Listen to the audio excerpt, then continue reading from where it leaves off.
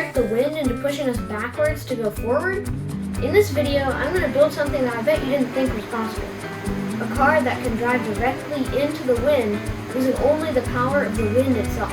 But first, let's rewind. About 2 years ago, I stumbled upon a YouTube video by Veritasium called Risking My Life to Settle a Physics Debate, about a vehicle that can drive directly downwind, faster than the wind, using only the power of the wind. This is what inspired me to do a similar thing. Build a vehicle that can move directly upwind with only the power of the wind. I researched whether this had been done before, and saw that something similar had in a YouTube video by RC Test Flight called Sailing Directly into the Wind.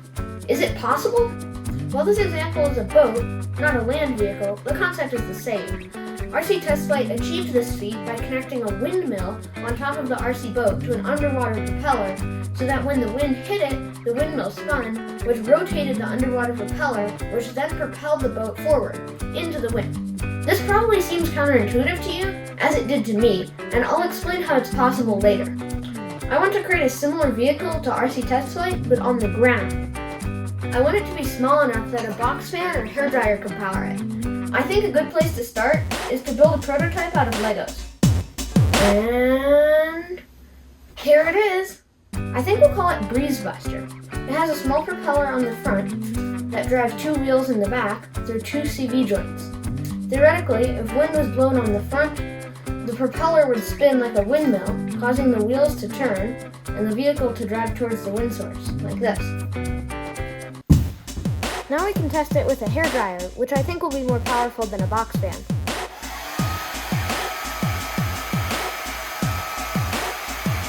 As you can see, the hairdryer doesn't move Breeze Buster a bit.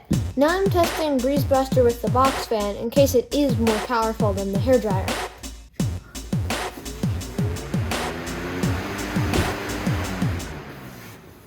Well, it turns out it's not. I noticed that the prop does spin when the car is not on the ground. What went wrong? I think the reason Breeze Buster won't move is that the friction in the system is too high, and when it is on the ground, it has to overcome its own inertia, and more importantly, the fact that it's driving directly into oncoming air. Here's the tricky part. That's even theoretically possible, to drive upwind with only the power of the wind. This vehicle relies on mechanical advantage. The wheels rotate much slower than the propeller through gearing. This means that when the propeller is rotated by the wind, the wheels are driven with much more torque and much less speed than the prop itself. This extra torque allows the vehicle to overcome the resistance presented by the wind coming straight at it. The wind doesn't care if the car is moving towards it or not, it just causes more resistance to the vehicle's movement. If you think you've got a better explanation of this, I'd love to hear it. Write a comment below. Now on to the next prototype. Version 2. I think I'll call this one Wind Whipper. This new prototype has the same basic design, but the propeller is bigger and the wheelbase is longer so that the CV joints don't jam.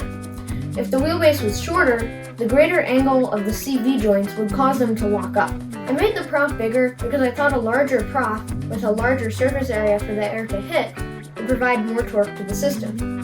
But I didn't have a larger Lego propeller, so I 3D printed one with an axle hole in the center. Let's test it with the hairdryer. It's moving towards the hairdryer. It's working. It worked! But it still doesn't work with the lighter wind of the box fan. I'm very happy to prove that I can build a vehicle that drives into the wind with only the power of the wind, but I'm still not satisfied with its performance in lighter winds.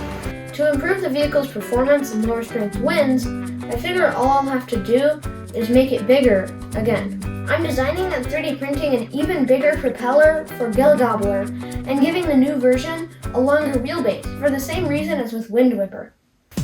Let's test it with a hairdryer to see if it performs better than the previous version. It works with the hairdryer much farther away, which is a good sign for the box fan. I'm now testing it when it's powered by a box fan.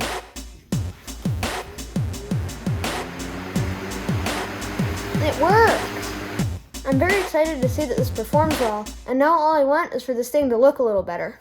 Now, for the final version, which I'll call, drumroll, Storm Shredder. I'm designing the entire chassis for Storm Shredder in Tinkercad for 3D printing, just like the propellers.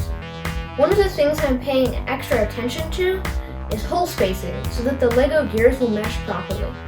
I even designed a small test print to make sure that the hole spacing will be correct. I'm also trying to make the chassis as aerodynamic as possible, as the less drag the chassis causes, the less resistance the vehicle will face when driving into the wind. I'm 3D printing the chassis in two parts: the base, which will hold all of the mechanical components, and the cover, which will make the vehicle look better and hopefully more aerodynamic. After I assemble this hopefully upgraded design, we can put it in front of the fans again. It still works with the hairdryer, but sadly not the box fan. I can feel there's more resistance in with Gale Gobbler when I turn the wheels. I'm adding silicone grease to the gears and axles to see if that will help. Well, that didn't help, and it's very annoying to clean off the grease. It occurred to me that maybe the axle holes are just too small, so I'm filing them with a round file.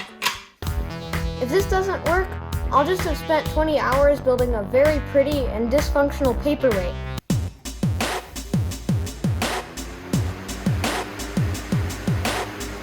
Yes! The car now works with the box fan and the hairdryer again. Doing this project was a huge learning experience for me about how air works and mechanical advantage to gearing. If you want to build this yourself or modify it, I'll leave the CAD files, a list of Legos you'll need, and instructions in the description. If you have any ideas for something you think would be interesting for me to do with this project, the wind, or something I could improve, please leave a comment below. Cue the montage.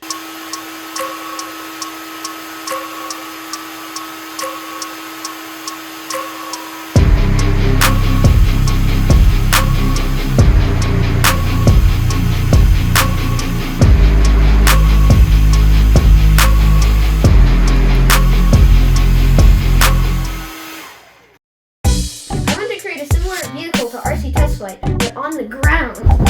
After I assemble this hopefully upgraded design, we can put it in front of the farts again.